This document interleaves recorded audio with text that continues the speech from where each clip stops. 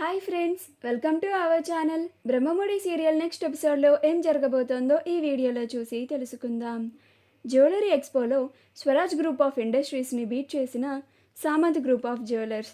అసలేం జరిగింది అని తెలుసుకోవడానికి ఈ వీడియోని స్కిప్ చేయకుండా ఎండ్ వరకు చూసేయండి. కళ్యాణ్ అప్పుతో గొడవ పడుతూ ఉండగా ఈలోగా ఒక కస్టమర్ వచ్చి, బాబు రామ్నగర్ వెళ్ళాలి, అర్జెంటుగా వస్తావా అని కళ్యాణ్ని అడుగుతాడు. అప్పుడు అప్పు వస్తాడు. భార్య కోసం ఆటో నడిపి పైకి వద్దామని అనుకున్నవాడు కదా, ఎక్కడికైనా వస్తాడు, వెళ్ళు అని అక్కడి నుంచి వచ్చేస్తుంది. అప్పుడు కళ్యాణ్ అప్పు అప్పు అని పిలుస్తూ ఉంటాడు. అప్పుడు అప్పు, నేను ఇంకేం వినను రాబాయ్, నువ్వు చెప్పేది ఏమీ లేదు, నేను వినడానికి ఏమీ లేదు, నువ్వు వెళ్ళి నీ పని చూసుకో అని అంటుంది. అప్పుడు కళ్యాణ్, అది కాదు పొట్టి, ఒక్క నిమిషం ఆగు, నేను చెప్పేది విను పొట్టి అని అంటూ ఉంటాడు.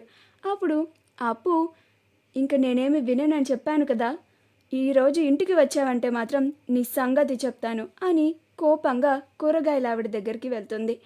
అలా కళ్యాణ్, సరే పదండి అని ఆ కస్టమర్ని ఆటోలో ఎక్కించుకొని అప్పు గురించి ఆలోచిస్తూ ఆటోని డ్రైవ్ చేస్తూ ఉంటాడు.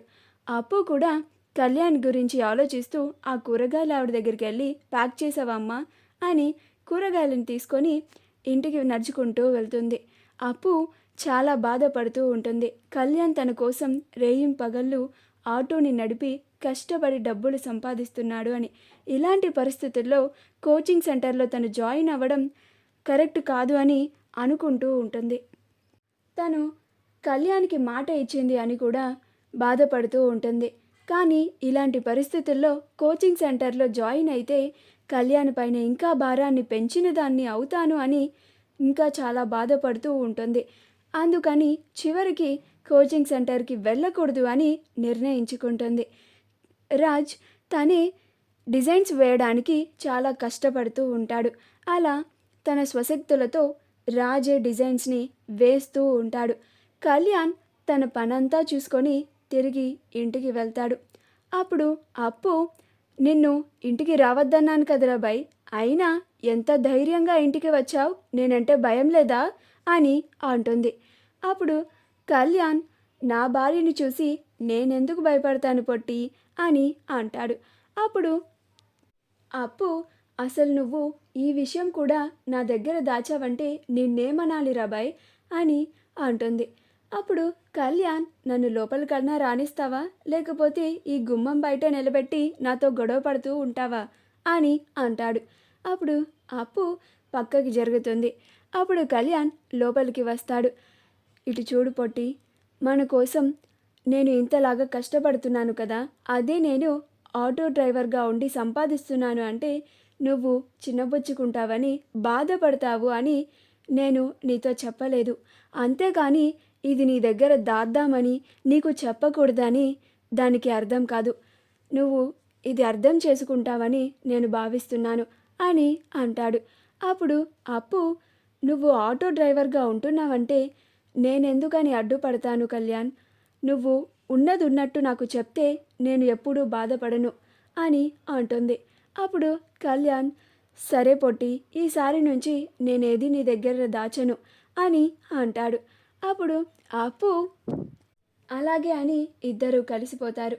తన కోచింగ్ సెంటర్కి ఇప్పుడు వెళ్ళడానికి నిర్ణయించుకుందన్న విషయం ఈ టైంలో కళ్యాణ్కి చెప్పడం కరెక్ట్ కాదు అని అప్పుడు ఏం చెప్పకుండా మౌనంగా ఉంటుంది. మరుసటి రోజు జ్యువెలరీ ఎక్స్పోకి రాజ్ తన ఫ్యామిలీతో అందరితో కలిసి వస్తాడు. సామంత్ అనామికను తీసుకొని వస్తాడు. కావ్య కూడా ఎక్స్పోకి వస్తుంది. అలా ఒక side Swaraj group of industries jewellery డిజైన్స్ని పెడతారు. ఇంకొక side Samant group of jewelleries డిజైన్స్ని పెడతారు. అలా రాజ్ వాళ్ళు లిఫ్ట్లో వస్తూ ఉంటారు. అటు పక్కన లిఫ్ట్లో కావ్య వస్తూ ఉంటుంది. అప్పుడు రుద్రాణి కావ్యని చూసి ఈ వంక పెట్టుకొని మాటి మాటికి రాజ్కి ఎదురు పడుతూ, నువ్వు రాజ్కి దగ్గర అవుదామని ప్రయత్నించకు, రాజు నిన్ను క్షమించడు, నిన్ను భారీగా అంగీకరించే ప్రసక్తే లేదు అని అంటుంది. అప్పుడు కావ్య, మీరు అలాంటి భయాలేమి పెట్టుకోకండి రుద్రాణి గారు, ఎందుకంటే కాపురాల్ని విడదీసే మనిషి ఎదురుగా ఉండగా ఆయనేమి వచ్చి నన్ను ఒప్పించి ఆ ఇంటికి తీసుకురారులేండి. మీరు ఆ విషయంలో ఏమీ కంగారు పడకండి, చాలా నిశ్చింతగా ఉండండి అని అంటుంది. అప్పుడు స్వప్న, అత్త నువ్విక్కడ కూడా నీ నోరుని సరిగ్గా పెట్టుకోవా అని అంటుంది. అప్పుడు రుద్రాణి మూతి ముడుచుకుంటుంది. అప్పుడు రాజ్, మీరు పదండత్త అని రాజ్ వాళ్ళందరినీ ఒక సైడ్కి తీసుకెళ్తూ ఉంటాడు. అలా ఎక్స్పోలో ఉన్న డిజైన్స్ అన్నీ చూస్తూ ఉంటారు. కావ్య కూడా డిజైన్స్ అన్నీ చూసి ఒక చోట కూర్చుంటుంది. సామంత్, అనామికల ఇద్దరూ కలిసి డిజైన్స్ని చూస్తూ వాళ్ళ కంపెనీ నుంచి పెట్టిన డిజైన్స్ని చాలా బాగా ప్రజెంట్ చేస్తారు. అప్పుడు జ్యువెలరీ ఎక్స్పో వాళ్ళు Samant group of jewelleries designs చాలా బాగున్నాయని వాళ్ళకి అవార్డు ఇవ్వడానికి నిర్ణయించుకుంటాడు. అప్పుడు Raj Samant group of jewelleries వాళ్ళ డిజైన్స్ని చూసి చాలా ఆశ్చర్యపోతాడు. ఇదేంటి వీళ్ళ డిజైన్స్ అచ్చం కావ్య వేసిన డిజైన్స్ లాగా ఉన్నాయి అని రాజ్కి డౌట్ వస్తుంది. అప్పుడు సుభాష్ ఆ డిజైన్స్ని చూసి, రాజ్ ఇవి కావ్య వేసిన డిజైన్స్లా ఉన్నాయిరా, ఈ ఇయర్ అవార్డ్ వాళ్ళకే వెళ్తుందేమో అని అంటాడు. అప్పుడు రాజ్, ఎందుకు డాడీ అలా మాట్లాడుతున్నారు? ఈసారి మన కంపెనీ తరపు నుంచి నేను వేసిన డిజైన్స్నే ప్రజెంట్ చేశాను, మనమే గెలుస్తాము, నాకు నా పైన నమ్మకం ఉంది అని అంటాడు. అప్పుడు జ్యువెలరీ ఎక్స్పో వాళ్ళు ఎవరు విన్నరో అందరి ముందు అనౌన్స్ చేస్తారు. అలా అవార్డ్ సామంత్ గ్రూప్ ఆఫ్ జ్యువెలరీస్కే దక్కుతుంది. అవార్డు తీసుకున్న తర్వాత సామంత్ అనామికతో కలిసి రాజ్ ముందుకు వచ్చి, చూసావా రాజ్, నేను ఛాలెంజ్ చేసినట్టుగా నీ కంపెనీని బీట్ చేసి మరీ అవార్డుని గెలుచుకున్నాను. ఇక నుంచి ప్రతి దానికి మా కంపెనీ నీ కంపెనీకి అడ్డు పడుతూనే ఉంటుంది. అది ఈ అవార్డ్ ఫంక్షన్తోనే స్టార్ట్ అయ్యింది అని మాట్లాడుతూ ఉంటాడు. అప్పుడు కావ్య తను డిజైన్స్ వేసిచ్చింది రాజ్ కంపెనీకి అపోనెంట్గా ఉన్న ఇంకొక కంపెనీకా అని తెలుసుకొని ఆశ్చర్యపోతుంది. తను చాలా తప్పు చేసేసింది అని బాధపడుతూ ఉంటుంది.